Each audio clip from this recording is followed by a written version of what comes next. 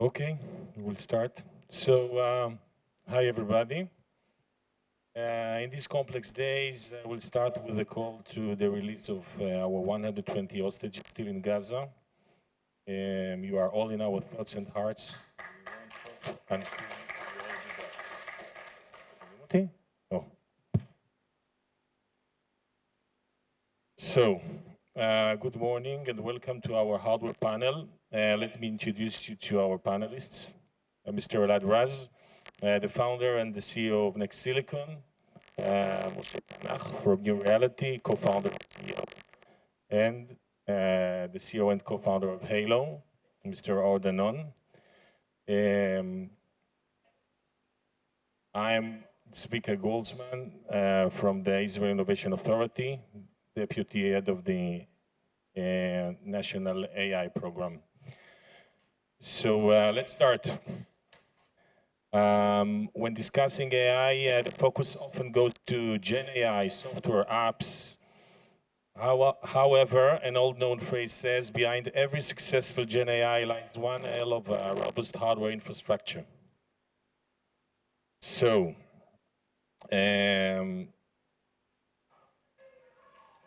sorry.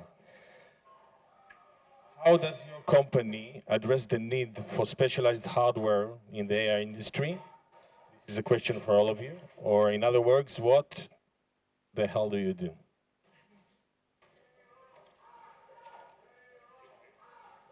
Can you hear me? Yeah? Closer, okay. Well, first time I got such a big warm-up by ministers and protests. Thank you about that, and thank you for the organizer, obviously. Um, my name is Elad, I'm the founder and CEO of NextSilicon. And in NextSilicon, we are developing the next generation compute. The question is, what's different in our company than everyone else? Why we should be the winner in AI and machine learning? So first of all, when you start a business, when you start a company, especially around the AI space, and I think that the pain of all of us here that manufacture advanced chip in TSMC, the cost of manufacturing a chip is huge. Like you need to fundraise over $100 million in order to produce this chip. So you need to be strategic about how you go forward, okay? And especially that you have other companies that invest billions of dollars in their chip manufacturing, how you can outperform them. So NextSilicon is a classical company, an Israeli company, that utilize a different thought process, which is software. Okay? I think that all of you are familiar with the 20-80 rule, that in 20% of the time you need to do 80% of the work, right? What about compute? When you have massively parallel application, such as an AI, such as high-performance computing, weather simulation, quantum simulation, fluid dynamics, and more, the ratio is even higher, like 1% of the code run 99% of the time. So let's utilize a software algorithm to focus solely on the 1% and optimize the chip. So this is why we are working so differently and poised to lead the market.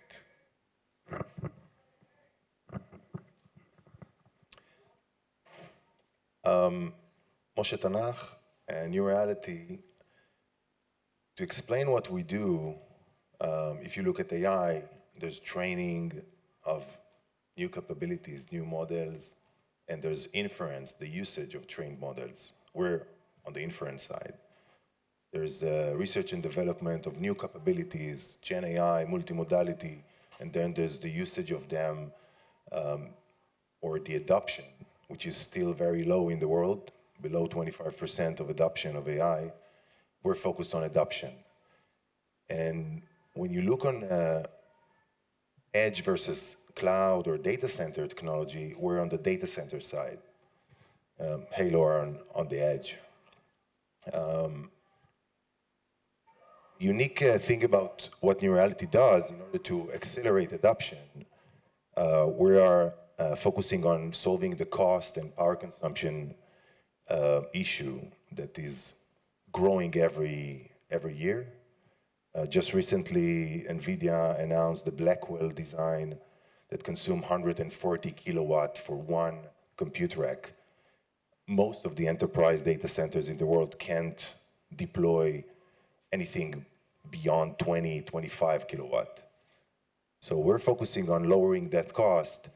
And last, I would say, we keep hearing about GPUs or AI accelerators that are like GPUs but better.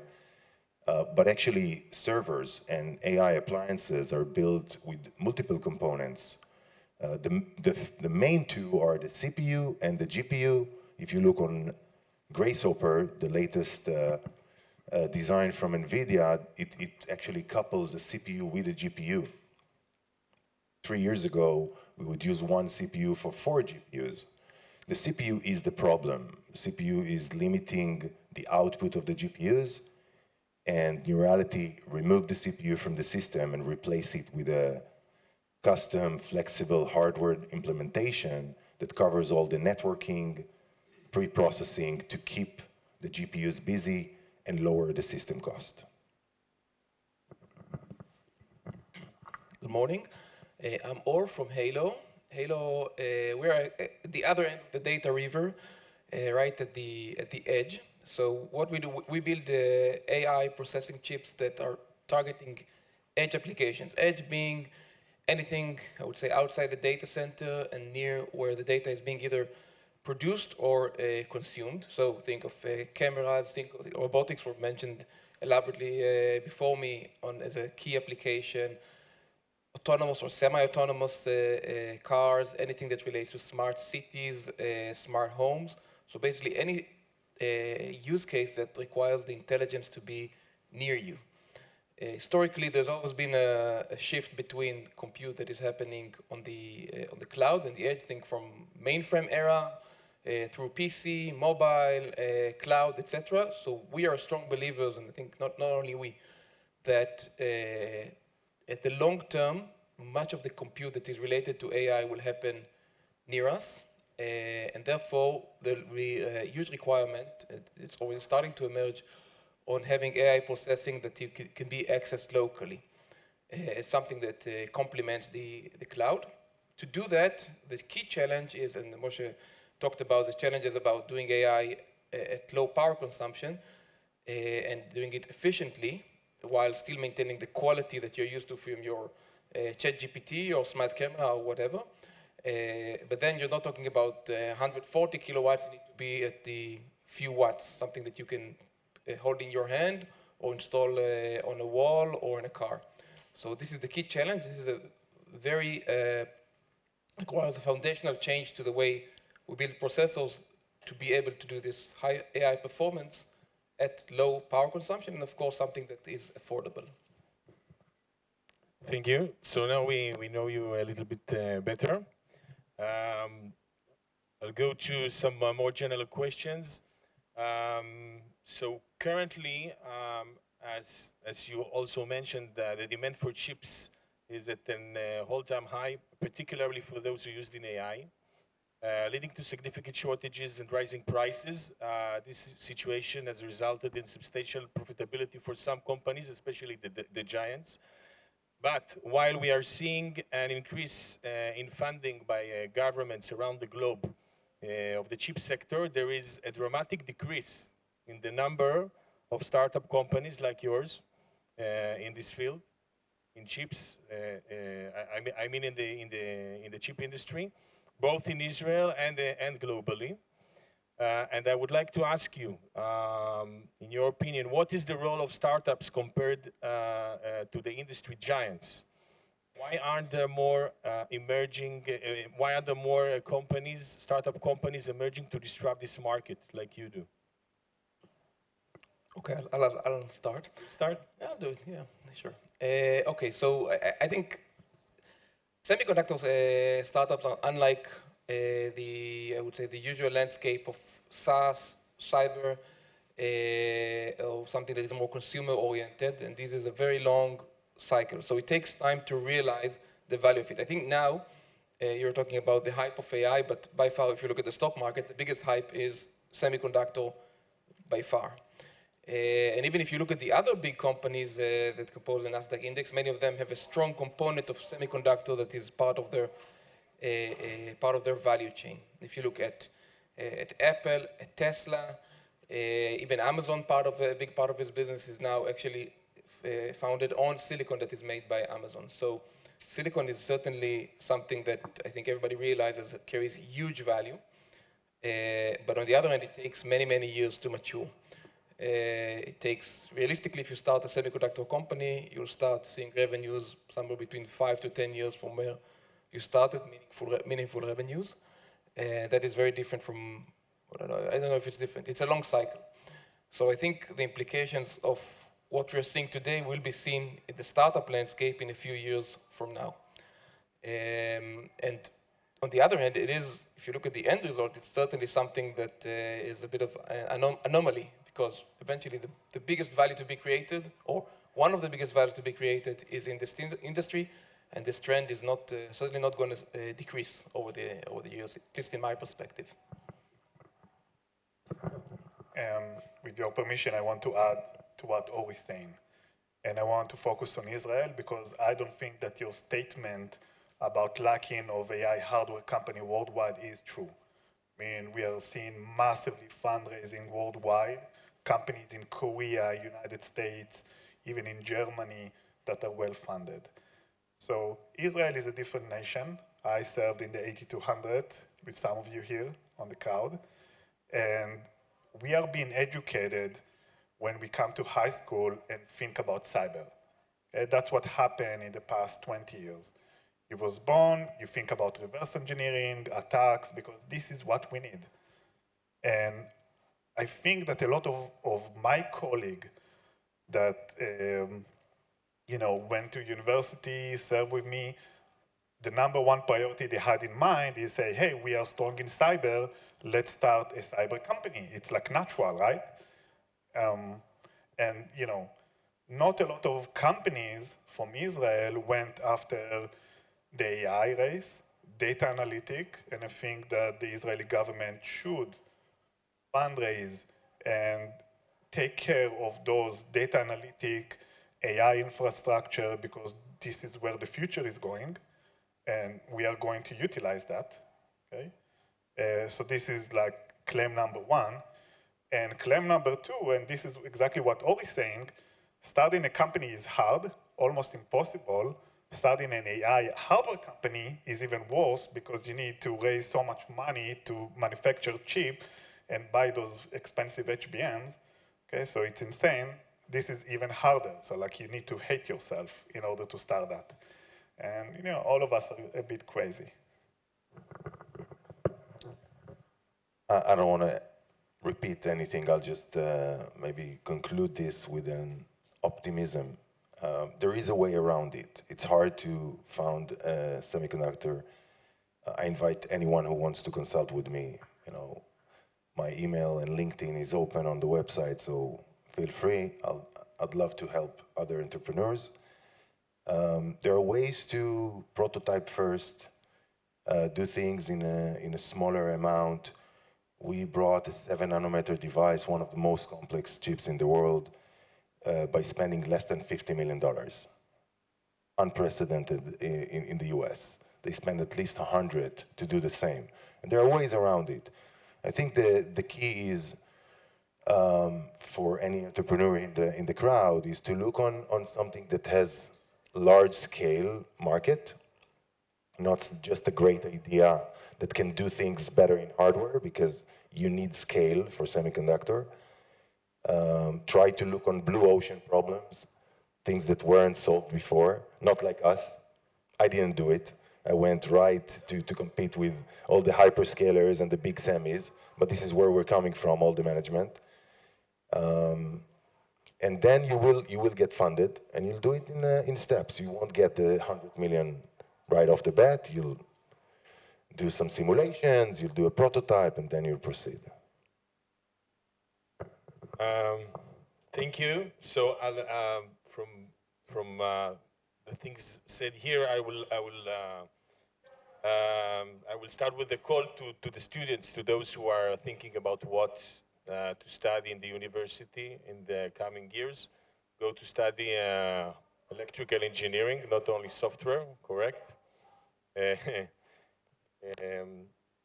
As you mentioned, it is because of the cyber hype. It looks sometimes less sexy and less appealing, but it's rewarding, definitely. So if you will continue with this, you're likely aware of the ongoing chip war. Many nations, including the United States, Europe, and the Far East, have launched numerous of Chip Act's program infusing massive funding to this sector. The United States Chip Act is around $50 billion in the upcoming years.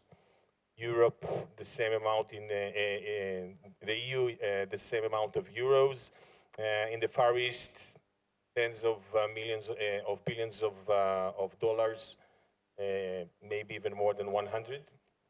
And this is obviously, these are numbers that Israel is not, we won't compete with these numbers. You won't see here, I'm from the Israel Innovation Authority. I can promise you we don't have these amounts. Actually, our budget is less than $1 billion a year for the entire high-tech industry. So these are the numbers. But yet, in light of this, what role do you think that Israel should play in this landscape? What innovation should we focus on, and what strengths can we leverage in such an environment? So I'll start. First of all, go study EE, because all the big companies, from Apple, Microsoft, Google, Intel, NVIDIA, there's no one that from the leading companies that doesn't have a substantial site in Israel and rely on the talent here. So you will have jobs. Regarding the arms race that is going, what's the role that I expect Israel to do is, although you kind of contradicted me from your question, is to find the funds. Priorities need to be made when you look 30 and 40 years down the road, not short-sighted 2 years, 5 years. And AI is changing the world. We need to look at it carefully as a government, allocate the funds, and luckily we have talent and we have a culture that doesn't solve problems with money. It needs money, but we can solve what others can solve with 10 billion, with 1 billion. You have to allocate the money, you have to sponsor startup initiatives, think out of the box, don't get stuck in the programs that were designed 10 years ago or 20 years ago in the Israeli Innovation Authority or above. Because this arms race will change the world, and we need to stay in the front. In cyber, we do that because the army needs it. Soon, AI will be needed in the army much more than before. And some of the capabilities we have today were thought about 50 and 60 years ago. And this is what I expect from our leaders, to think far. Think far is a challenging task. Maybe a different angle to what you said about cyber, because we are competing with the cyber, we're quite on the other side of the street. So at least from my experience, it's actually doesn't contradict each other. One of the great strengths that we have, if you look from the foundational technology aspect, is the ability to look at both sides of the equation, of hardware and software. And I think all the companies here represent this very nicely. And this is a huge advantage. It actually turns these $1 billion into $10 billion or whatever proportion you like. We have the mindset and the people and talent that can work on both sides.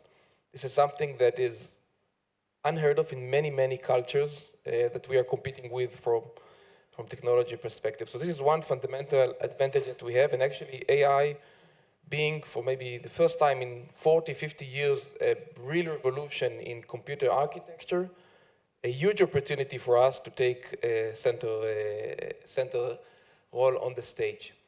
The other opportunity that we have is that, as Moshe mentioned, from pure semiconductor perspective, some of the most foundational designs that are going throughout the world, and we've mentioned Amazon and Apple and Intel, of course, and NVIDIA with the Mellanox are being done here in Israel. So we have all the ingredients that many other places do not have to build these amazing chip companies that can fuel our economy for the coming decades. All right, story time. 1953, there was a debate in Weizmann Institute with Picares and Chaim Weizmann about the first computer of Israel. The name was Weizmann. The budget was 25% of Weizmann's annual budget. The debate was whether this computer is needed. It was based on the ENIAC, the first computer with slight modification, 12-bit instead of 10-bit. No one thought what the future will hold, whether we should invest it and who should use it. Picares wanted a computer for itself, so he said, okay, I'm coming to Israel solely on the condition that this computer will be built. A year after,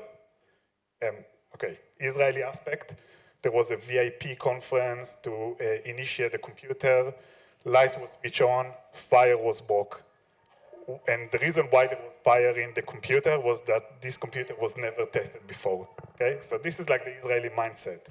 But the success of the computer was huge. I mean, a year after, there wasn't enough, there was such a huge demand that a Weizmann Institute needed to hire a goy of Shabbat, like someone that operated the computer on Shabbat.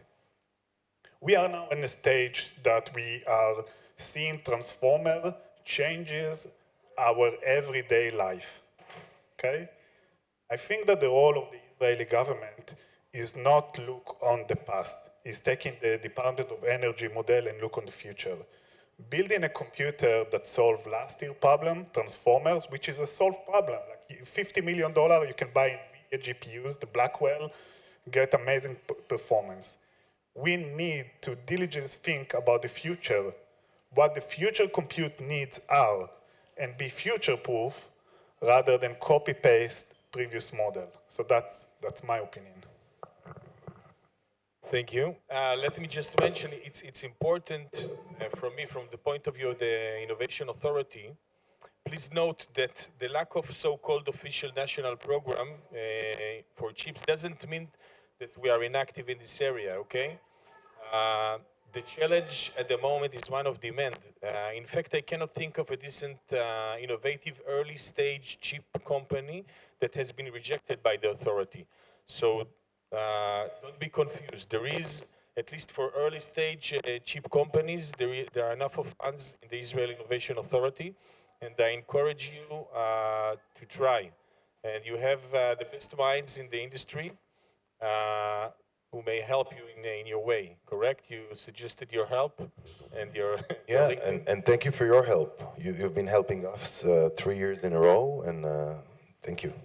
I'm not allowed to mention the names of the companies which we support, so thank you for doing that for me.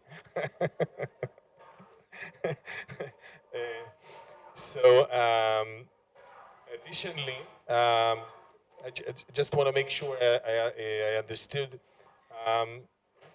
Where should the government intervention should be prioritized? Is it all about money? Well, if you can drive technology yourself, you should do it, but usually it's funding. There's enough ideas, and you can steer the funding to what's important. I totally agree, 100% agree with Elad on we need to think forward, we need to build technology that imitate what computers will need to be.